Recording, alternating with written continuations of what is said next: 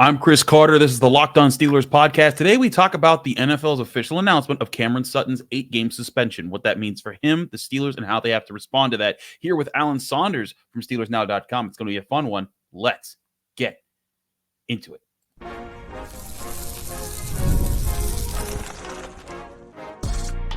You are Locked On Steelers, your daily Pittsburgh Steelers podcast, part of the Locked On Podcast Network, your team every day. Hello and welcome to the Locked On Steelers podcast. I'm your host, Chris Carter, bringing you your daily dose of all things in the Pittsburgh Steelers. As always, you can find the show on your favorite podcasting apps and on YouTube. Like this video if you enjoy it. Subscribe to this YouTube channel to get all of your daily Monday through Friday episodes, as well as our bonus content. Thank you for making us your first listen every day, because we're your team every day. And today's episode is brought to you by FanDuel. Make every moment more as playoffs are now done with the NBA and the NHL. There's still a lot of sports that are sporting, and FanDuel will hook you up with all of them. And it's all customers. You can get a boost or a bonus every single day all summer long. That's right. There's something for everyone every day all summer long. Visit FanDuel.com to get started. As before, we're joined by the man himself, Alan Saunders of SteelersNow.com. Alan, it comes as no surprise, the suspension that was handed out. You and I talked about this multiple times on this show, on your platform. You had a reaction episode already on the Steelers Afternoon Drive for SteelersNow.com to this. But still, I think it's now one thing to now see the suspension, now that it is official. Cam Sutton, the Steelers cornerback that they signed in free agency after he was with the team for 6 years, went to the Lions and had the whole situation that went down. He's now been suspended 8 games, and he's not appealing the suspension, which I know typically players appeal suspensions and then get it knocked down 2 games, and then it moves forward. I thought it might be a 6-game suspension, knocked down to 4, but this is basically, just shy of half the season here. What was your reaction when you saw this announcement? Yeah, I mean, a little bit surprised, I guess. I'm with you. I thought it would be more like 6 games than 8 games.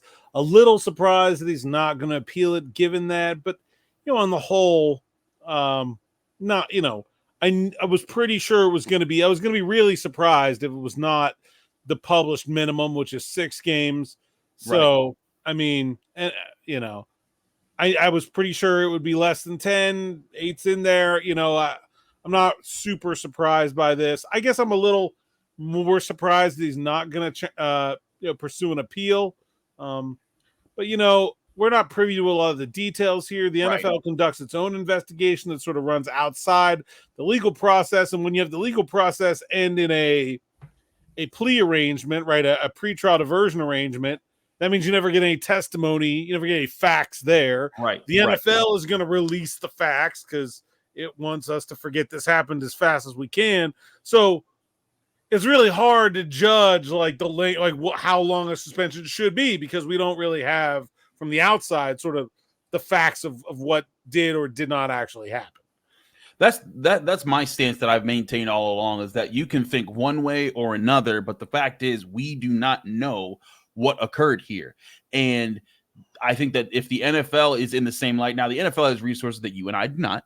And we've certainly seen in the past when they've known things that the public did not, and eventually it was found out what they knew, and it was bad. And it's not saying that applies to Cam Sutton, of course, but this could be a lot of different things. The NFL could be covering their butts, being like, hey, in case something does come out, we're going to say that this shows that we took this situation seriously. And I mean, an 8-game suspension for a guy who, I don't think Cam Sutton's ever been suspended for anything. I think if anything, he might have been fined for like a rough hit or something like that. But, so I think I saw this, like you said, 8 games. That's the only part of it. I thought, I was like, oh, it might be 6, but I'm not shocked at this at all. And I don't think the Steelers should be either, because this is what, we all knew with the NFL. They go through, they do their investigations. They're going to come out of this. And so I want to revisit this now. Knowing it now, like seeing this out, does this change your opinion of the signing at all? And say like, hey, like even beyond just the X's and O's part, the PR part of this, because now they're going to have a suspended cornerback on the roster for the first 8 weeks of the season, and he won't be able to play. Does this change? Does this actually happening and how it's been responded to? Does this change your opinion of this being a good, bad signing or what have you? Yeah, there's one more part about this punishment I want to talk about from the Cam Sutton perspective that doesn't really impact the Steelers, but I do think maybe it's a little bit of a reason why I'm surprised he got hit with the heavier end of the stick here is that, yeah, he's being suspended without pay for the first 8 games of the season, and I'm sure he doesn't want that to happen, but he already lost 2 years at $11 million a year when the Detroit Lions cut him.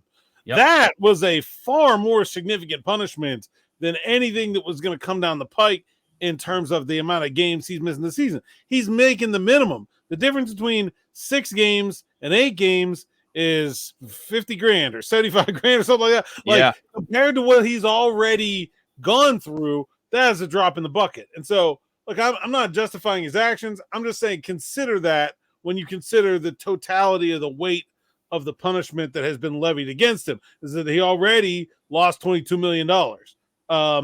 That's a pretty significant punishment. About the team, I don't think this makes any difference in terms of what the figured they were going to have. They figured they were getting Cam Sutton for the stretch run. Okay. Does having him against the New York Giants and New York Jets in weeks 7 and 8 really pertain to that conversation? Not really. I mean, it would have been good to have him for those weeks from the Steelers' perspective, but I don't think it's a deal breaker. You're still getting Cam Sutton for the stretch run, which is what you signed up for. You also knew you were not going to have Cam Sutton at the beginning of the year, and we're going to have somebody fill that gap. So from an on the field perspective, I don't think it makes any difference to the team. This is about where they thought they'd be, 2 weeks here or there, whatever. I don't think it's a big deal. I'm not really sure that I'm the perception thing is hard, right? Because I don't know. Right. I think this should have changed anyone's perception about Cam Sutton or whether it was a good idea to sign him. It's right in line with what we thought he was going to get, with what the assumed risk was. I don't know why you would think anything, more or less of the decision to sign him because his suspension came in a wee bit higher than we thought it was going to be. No, I feel you on that. And that, I guess I look at this and it's just the reality of it hitting and it's sitting there. But I'm kind of with you, even because I even took some time to kind of after the announcement, just kind of think about it and be all right, let this sink in. And I went to look around for public responses, how is this being responded to? And it was kind of this is all right, well, this is what we all thought was going to happen. And again, it's not like this is, suspensions like this for conduct like this is unheard of. There's, bigger profile players that are playing right now with major profiles that have stuff like this. I mean, look at Tyreek Hill, and his past, and not that he's escaped it, but he's playing just fine and making a lot of money. And so I also wonder if that weighed into Cameron Sutton's decision with the pretrial diversion program. Would if it didn't mean him, having to probably miss a whole season on top of after losing his top contract, would he have pursued this in court? Again, things we don't know because we don't have the facts of anything. But, if I'm Cameron Sutton, I'm trying to get back on the field as soon as possible. And maybe this was the only process that he had after being released from the Lions. So I think there's a lot of, again, we can only speculate as to what happened here and the reasons behind the decisions that led Cam Sutton and his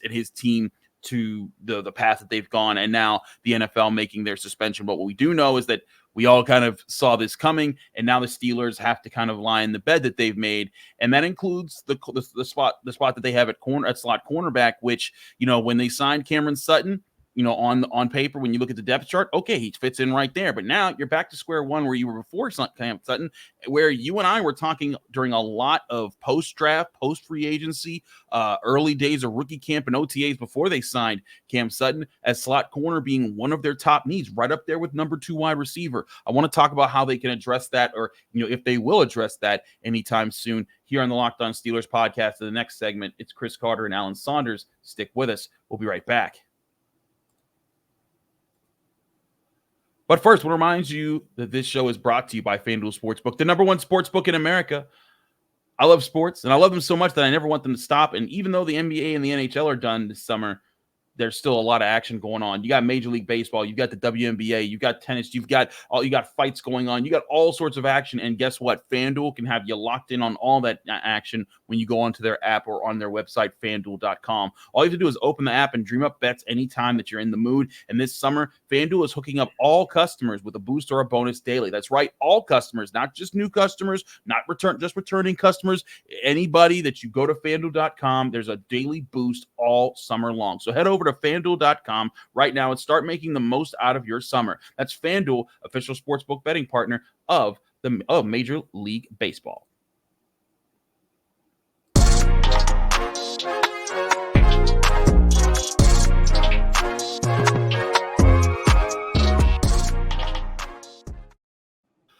We're back here on the Locked On Steelers podcast. I'm your host, Chris Carter, here with Alan Saunders from SteelersNow.com. Alan, let's talk about the slot cornerback position now. Presumably now you throw in, you look through the depth chart, and you and I talked about a guy who seemed to at least turn some heads at rookie camp, OTAs, and minicamp, and that's Beanie Bishop, the undrafted rookie cornerback out of West Virginia. I liked him in college. I liked him, what we saw of him. I liked talking to him. I thought that he had his head on straight, and he had some really good, strong responses to things. And I like that. But I don't know if I like him just being projected to just be the day one starter going into week one. If I'm the Pittsburgh Steelers, do you see a move coming at some point to address this position? Well, I do really like Beanie Bishop a lot. I did when he was coming out of West Virginia before he was a Steeler. I thought that when I looked at the way the draft was breaking on the third day, I actually thought that he would be a draft pick for the Steelers or for somebody. I was really surprised that he went undrafted, and I think the Steelers got a steal out of West Virginia and Beanie Bishop as an undrafted free agent. I'm with you, though. I don't trust rookies to do much. Especially don't trust undrafted rookies to do much, and I especially don't trust rookies to do much in week one. If this was flipped, if you know now that you were going to be missing Cam Sutton for the second half of the season, maybe you feel like, okay, well, by then, Beanie Bishop would have his feet wet and he would be ready to go. Remember Joey Porter last year? It looked like a pretty different player by week 8 compared to week 1, right? It was a very, very dramatic difference. I'm not even sure that I would say, because of those things, I'm not even sure I would say that I have Beanie Bishop as the guy I think would be most likely to be the week 1 starter. I think Josiah Scott, who has more significant NFL experience, he was in this defense last year after he got claimed off waivers and stuck around as part of the practice squad. So he's got NFL experience. He's got experience in this defense. I think if you had to pick somebody to be the most likely guy to be like the starter when ball gets kicked off on September 8th, I think he's probably that guy ahead of Beanie right now. We'll see. I mean, there's still a long way to go, all at training camp, but that's the way I'd start him out for training camp. The other part of this, conversation, I think, is how much will they use that 3 safety heavy nickel? Can they just replace, like Cam Sutton, his first time around in Pittsburgh, he didn't play that much of first and second down. He was a third down nickel and a dime DB. He wasn't playing nickel on 1st and 10. That was Mike Hilton's role. So even when they have Sutton, there's got to be something else here. He wasn't going to play 3 downs as the nickel corner. So what was the other plan then before? Because, clearly, Steelers aren't going to tip their hat here, but I think it's the 3 safety nickel. I think it's Deshaun Elliott coming down into the box and being a guy that can play tight ends, guy that can play running backs, and a guy that can play against the run at a high level and keep Minkah Fitzpatrick in his "you don't know what I'm doing" role and playing Minkah ball, as he likes to say. And I think that is going to be a big part of this. So, I mean, I think if it's a big part of it is the 3 safeties, and all you really need to fill is that first and second down role when you want it to be a corner for the first half of the season, I think you probably can get by with Josiah Scott and Beanie Bishop. But there are certainly guys out there, if they want to go look, it is unlike, say, wide receiver, where we've been talking all offseason about how there's nobody left. There's corners all over the place. You can go get 4 of them if you really feel the need. No, I feel you here. And that's the thing. They have options right now. This is something that they can easily try to tap into and see who's still around right now. If you look around the NFL and you see for guys, I mean, you can even go back and get Chandon Sullivan, who is still a free agent right now. if you just wanted to get a guy that knows your system. And I think that's the thing here is that this doesn't have to be an expensive try to sign a guy type of move. This is a simple, like, hey, come in, play as part of a system, see how this works out. I think a lot of the guys that are notable in the cornerback position that are still available are traditionally outside corner guys. And that's where, again, Chandon Sullivan, I think he would cost you next to nothing salary cap wise. He would be a guy that knows your system because he was just here.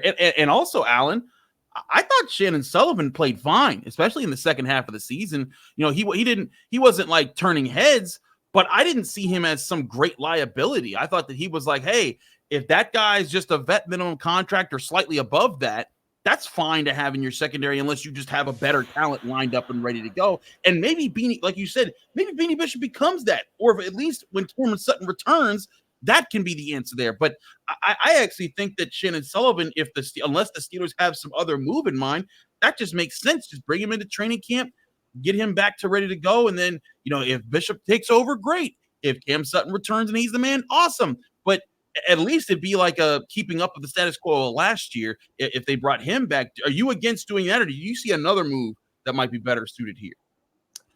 I didn't think he was great last year.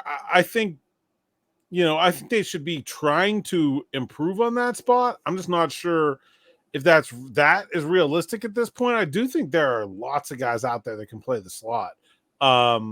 Patrick Peterson.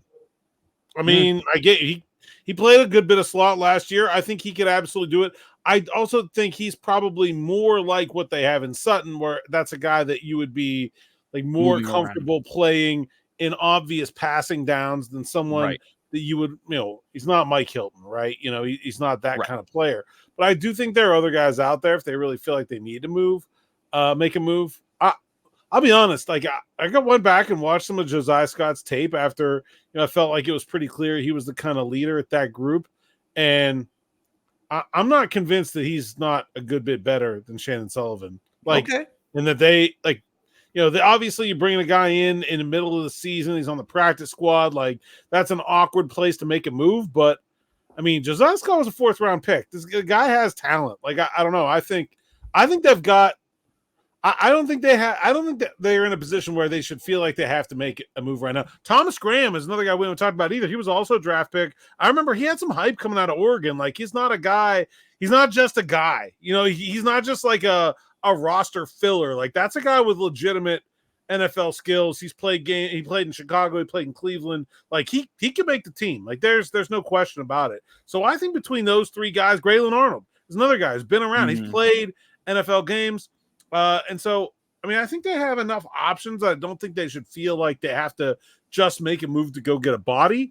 If there's somebody who makes the team better all the way around, where it's like, oh yeah, this guy is clearly, he may, forget Cam Sutton, like this is our guy. Yeah, sure, go ahead, make that move. But I don't think they should feel like they have to go get someone. K'Waun Williams out there too. He's had some knee injuries. I don't know how healthy he is, but he's been a very good slot corner over his career. He's out there as well. You said K'Waun Williams? Yeah. Okay. But my thing here is I feel like slot cornerback has been a position the Steelers have gotten away with not investing heavily in for years now. Even when they had Mike Hilton, before he was signed away by the Bengals, he didn't cost them a whole lot of money. He was a guy that was just undrafted that worked out for them, and then they loved to have him around until they weren't going to pay him anymore. Then they brought in Arthur Marlette, and they brought in Chandon Sullivan, and now we're here. And slot cornerback is important, but I think it's just one of those spots where, like, hey, the job at this role is to just not be the liability, helping the run, helping coverage underneath, but you're not expecting the slot corner to be, a star of the defense. You're expecting them to just not get, torched a lot in those spots here. And so to your point, this might just be a training camp where guys like Scott, Arnold, Barnes, Graham, all the different guys that they have back there, Williams, all those guys, they can duke it out. You'll see how they do against the guys in the slot. And here's the other thing: you got enough small, quick wide receivers on your roster right now. You'll see plenty of slot receiver versus slot corner matchups in training camp. And and then from there, after 2 weeks, when you put the pads on, then you see how guys respond to stuff. Maybe then you can make a move. Again, the Steelers, it's not like they don't sign guys in training camp. They brought in Quan Alexander, and he worked out very well for them last year until he got hurt. I could see a similar move happening here again if they're not happy with the guys that are on their roster right now when they get a look at them in pads. Yeah, Trenton Thompson came in the middle of training camp last year too. Played really well when he was called upon. So yeah, I think between the not knowing how much they want to use the safeties, just getting these guys with pads on, I think you can learn a lot about DBs and OTAs, but very specifically, a big part of the slot corner job is that physicality, especially the early down. You got to be able to hit and tackle, or you can't do that job. And so, yeah, I think we'll probably both us from an outside perspective and the Steelers will have a lot better idea where things stand a week into training camp than we do right now, which is why I'm not sure they should be necessarily in a huge hurry to make some kind of deal at this point. I hear you on that. I want to talk about this cornerback group as a whole, because that's the other part of this is looking at how this group can perform this year and against some really talented receiver groups that they'll face this season. We'll talk more about that next here on the Locked On Steelers podcast. Chris Carter, Alan Saunders. Stick with us. We'll be right back.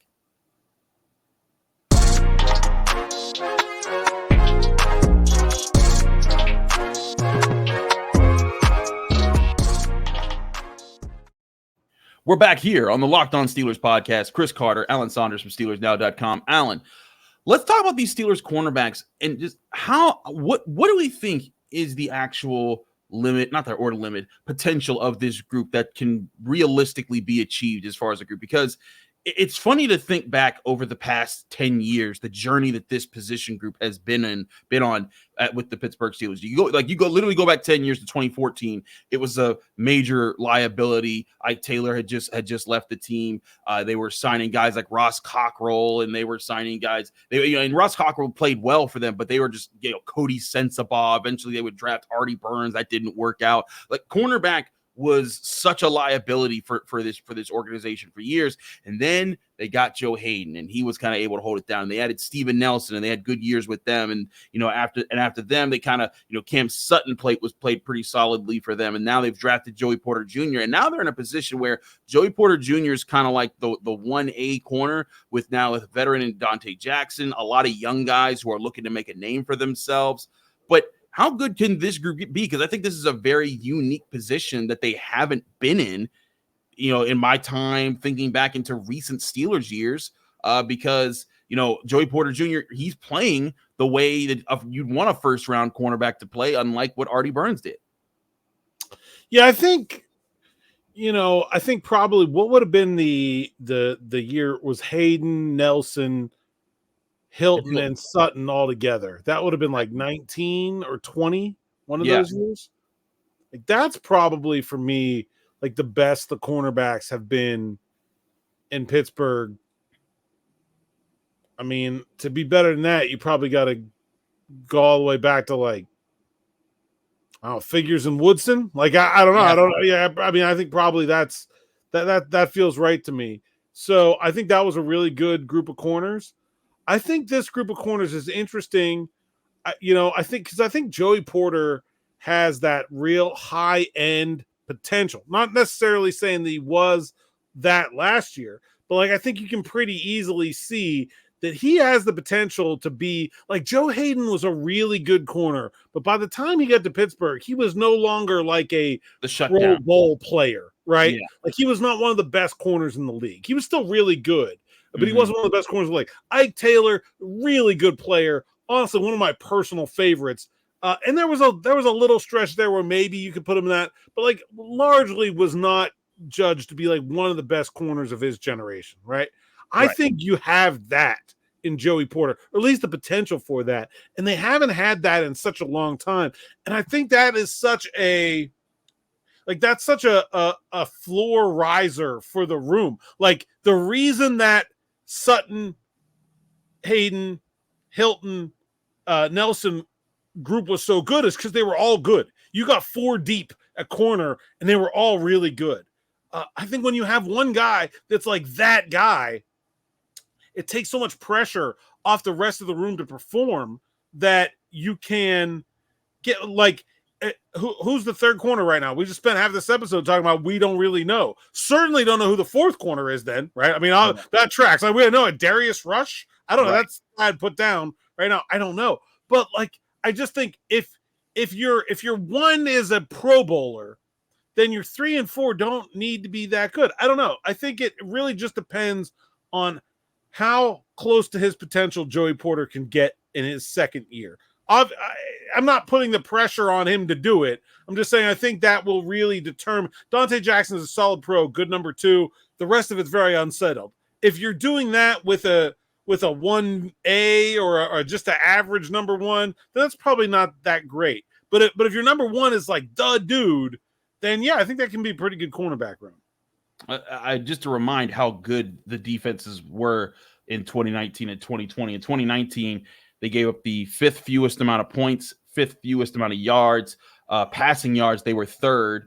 Pass and creating interceptions. They had the 2nd most interceptions in the NFL. Then in 2020, they had the 3rd best, again, in points allowed, 3rd best in yards allowed, 3rd best in passing yards allowed, 5th best in touchdown passes allowed, and they had the most interceptions. So those 2 years where they had Hayden, Nelson, Hilton, and it also includes Minkah Fitzpatrick and Terrell Edmonds, to help with that secondary. They had the answers, and like Cameron Sutton, also again another part of the equation there. They had the answers back then. So you're right. It's kind of tough to think of a more complete cornerback room than what they had in those years. But to your point, if Joey Porter Jr.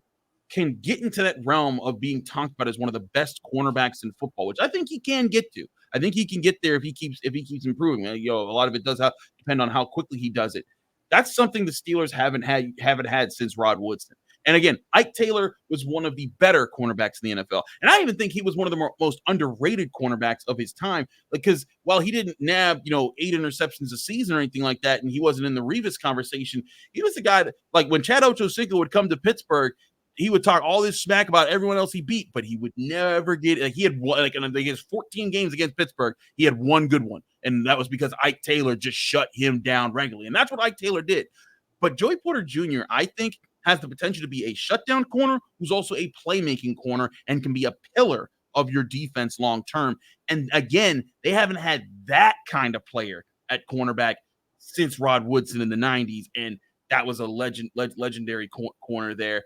I think that if you have that kind of piece leading your cornerback room, that changes dynamics. And to your point about Dante Jackson, I brought this up on earlier shows, and this goes for Cameron Sutton as well. Dante Jackson and Cameron Sutton were paid and positioned to be basically number 1 corners, in systems where they were not really number 1 corners. They were positioned to be that. They didn't have great numbers, and they were asked to cover the number 1 wide receivers consistently. Didn't work out for them, for Sutton with the Lions. Didn't work out for Jackson with the Panthers. Why they're both, Sutton's on a different team, on a new team for a different reason. But to the point, there's a lot of people that weren't jumping at the bit to get Cameron Sutton, and Dante Jackson was very dealable.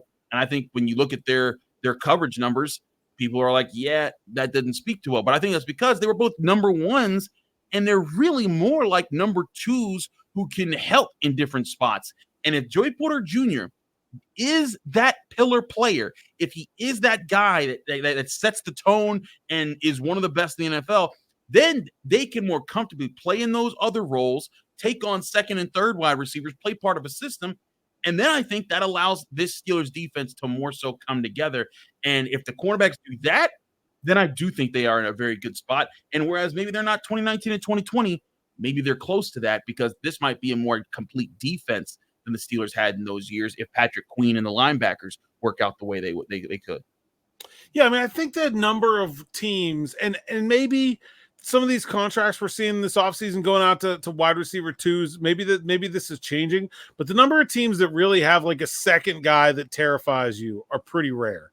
Like you got the Bengals, obviously, Chase and Higgins can both make you pay, and the Eagles and probably the Dolphins now with with Waddle and Devonta Smith, but that's pretty rare. Like most of the time, you got one guy you really need to watch out for, and then maybe you have a slot guy, and then maybe the other guy could be just a pure deep threat. But like, there are very few teams with two really high class, all the way well-rounded 49ers, obviously, we should include in that list, but relatively few teams have those two wide receivers that really get you. If you've got Joey Porter erasing the one, that makes Dante Jackson's world a whole heck of a lot easier. And if you've got Joey Porter and Dante Jackson, that makes Cam Sutton's world a whole heck of a lot easier than it was what he had in Detroit last year. Like, right. I really think there's a trickle down effect there, that if you have your one guy can really lock down the other team's top receivers. And look, I mean, Joey was a rookie last year. I think we saw a lot of good things. I know he's capable of being that. Will he be? It's not this a guarantee. Year? He's right. I don't know. I don't know. And it's, I don't want to put the cart before the horse there. He is capable of it, though. And if he reaches that capability this year, then I think that's a pretty strong secondary for the second half of the season. I mean, if you got to pick a team to be suspended for 8 games on, there's never been a better one in the entire history of the NFL, because all the important games are coming after that. I do think that if there's a season where you get a schedule, literally Cameron Sutton with this suspension will not miss a division game, which find me a time when a player was suspended for 8 games and didn't miss a single division game. That might be the first in history. I don't know how to research something like that, but I'm not going to.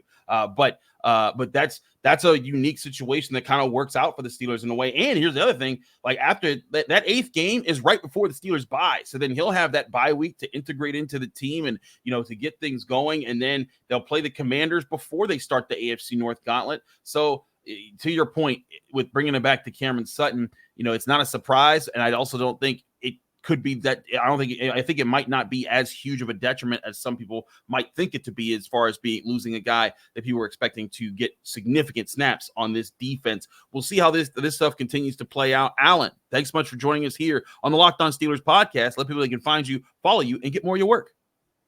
At @Saunders_PGH on Twitter, Instagram, and TikTok. At PGH Steelers Now. It's my site's account, SteelersNow.com. That's where you can find all my written work and my podcast with Zachary Smith, Monday through Friday in the afternoons, is Steelers Afternoon Drive. You can find that on our YouTube page and anywhere else you find podcasts. So you spend your mornings with Mr. Carter, spend your afternoons with us.